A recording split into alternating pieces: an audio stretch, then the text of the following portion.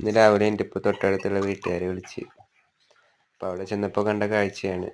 അവരുടെ കിണറ്റിൻ്റെ 4 ഭാഗം വക്ക് കെട്ടിയിട്ടുണ്ടായിരുന്നില്ല, ഒരു ഭാഗത്ത് വക്കുണ്ടായിരുന്നില്ല.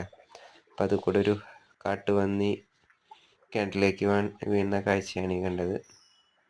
നമ്മൾ അധികൃതരെ വിവരം അറിയിച്ചിട്ടുണ്ട്. അവർ വന്നിട്ട് ഇനി എടുക്കുമെന്ന് വിചാരിക്കുന്നു.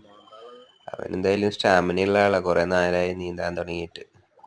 നീന്തിക്കൊണ്ടിരിക്കുകയാണ്, അല്ലാതെ വേറെ രക്ഷയൊന്നുമില്ല. അപ്പോൾ ആൾ ഇനി ഫോറസ്റ്റുകാർ വന്നിട്ട് എടുക്കുമെന്നാണ് വിചാരിക്കുന്നത്.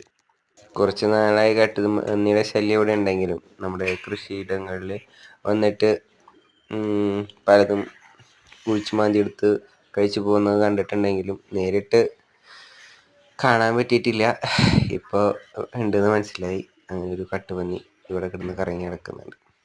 കുറച്ച് കഴിഞ്ഞാൽ ഫോറസ്റ്റുകാർ വന്നിട്ട് എടുത്തുകൊണ്ടുവന്ന് വിചാരിക്കുന്നു.